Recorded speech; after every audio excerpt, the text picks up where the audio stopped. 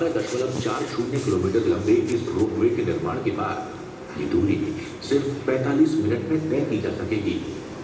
इन ropeways के बन जाने से अब लाखों श्रद्धालुओं और स्थानीय निवासियों को सुगम यात्रा का लाभ मिलेगा।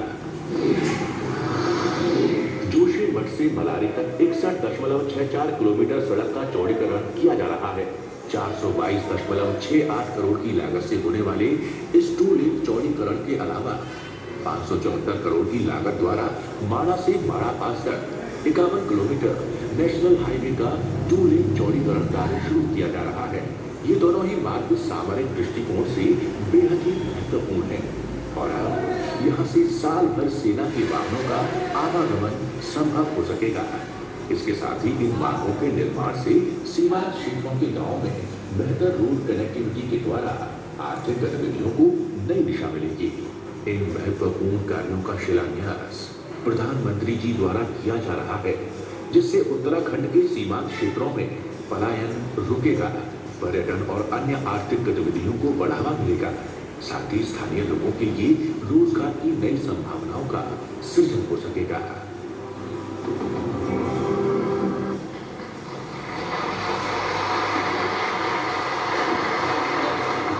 ये भागीरथ परियोजनाएं उत्तराखंड के विकास में निश्चित रूप से मील का पत्थर साबित होंगी।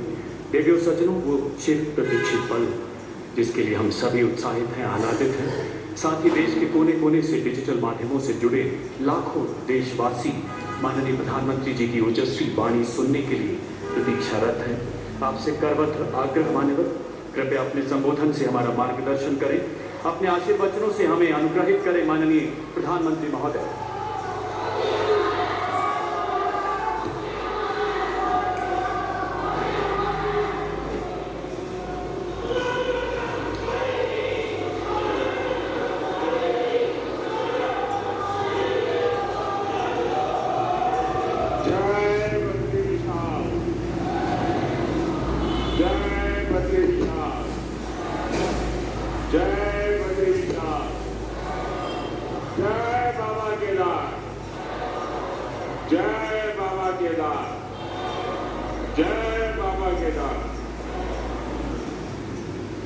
उत्तराखंड के गवर्नर गोविंद सिंह जी, यहाँ के लोकप्रिय मृदुभाषी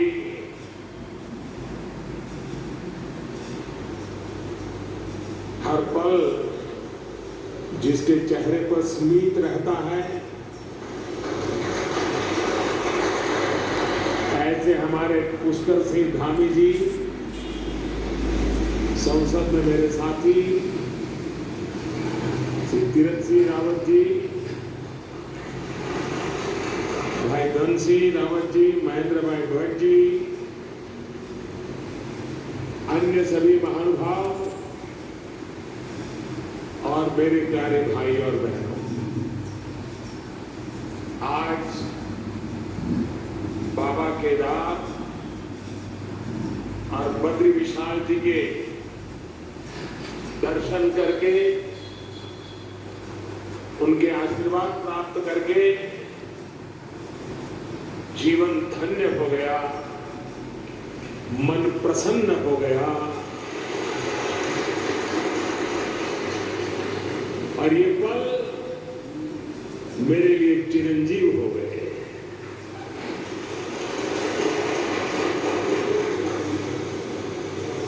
बाबा के सानिध्य में,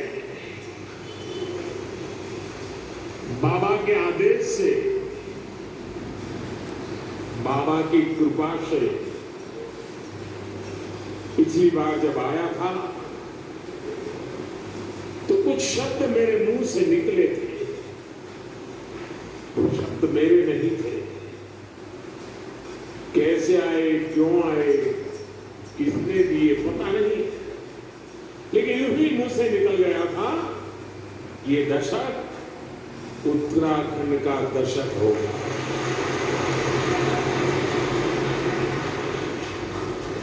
और मुझे पक्का विश्वास है इन शब्दों पर बाबा के बद्री विशाल के गंगा के निरंतर आशीर्वाद की शक्ति बने रहेगी, ये मेरा अंतर्मन कहता है। ये मेरा सौभाग्य है आज मैं आपके बीच इन नई परियोजनाओं के साथ उसी संकल्प को दोहराने आया हूं।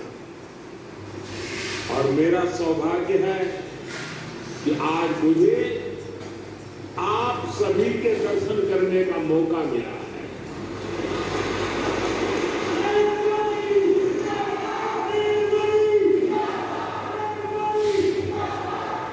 माणा गांव भारत के अंतिम गांव के रूप में जाना जाता है, लेकिन जैसे हमारे मुख्यमंत्री जी ने इच्छा प्रकट की, अब तो मेरे लिए भी सीमा पर बसा हर गांव देश का पहला गांव ही है।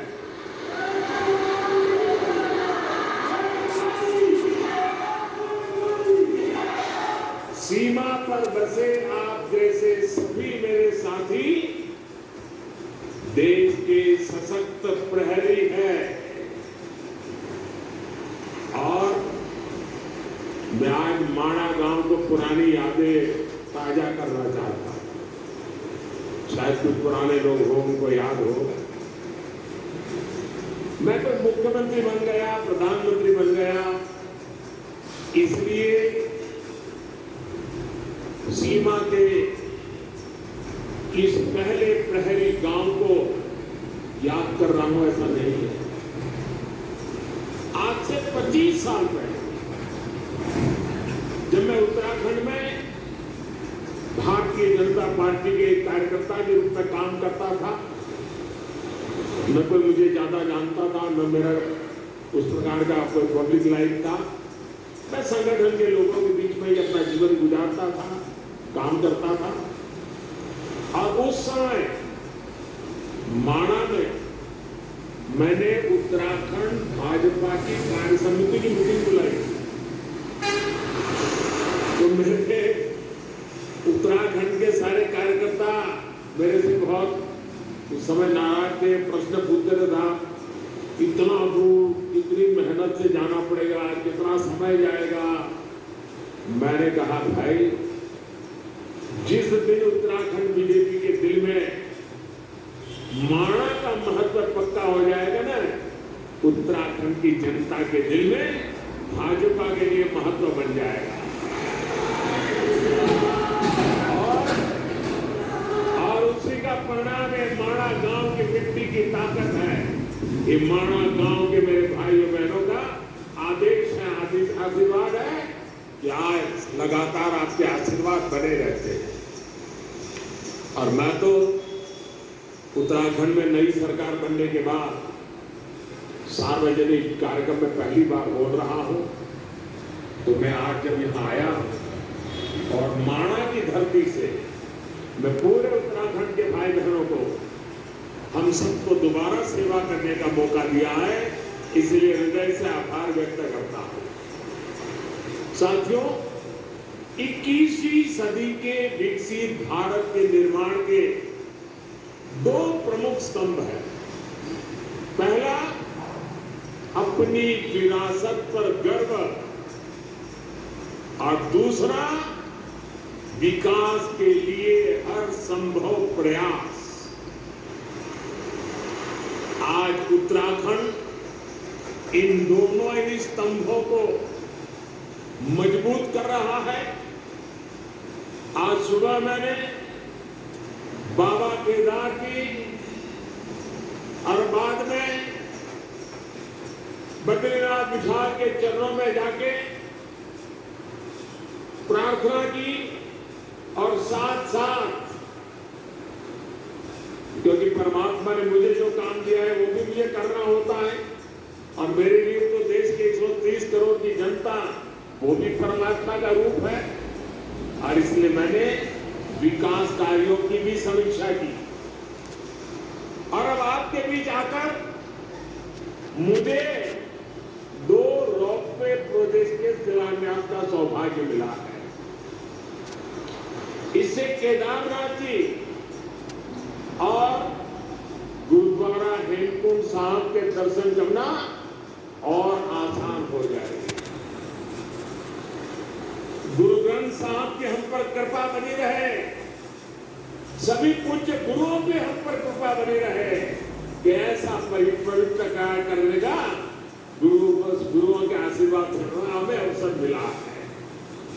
बाबा केदार के आशीर्वाद बने रहे। और आप कल्पना कर सकते हैं ये रोपवे में खंबे, तार, अंदर बैठने के लिए कार इतना मात्र नहीं है। ये रोपवे तेज गति से आपको बाबा के पास ले जाएगा इतना नहीं है। इसके होने पे इसमें काम करने वाले लोगों से आप कल्पना नहीं कर सकते हैं। मेरे देश के 130 करोड़ देशवासियों के आशीर्वाद उन पर बरसने वाले हैं। हेमकुंड साहब पे दुनिया भर में गुरु ग्रंथ साहब की पवित्र पूजा करने वाले जितने भी मेरे भाई बहन हैं, आज हमें आशीर्वाद बरसाते होंगे कि आज हेमकुंड साहब तक का ये रोपवे बन रहा है। आप कल्पना नहीं कर सकते इसकी ताकत क्या है।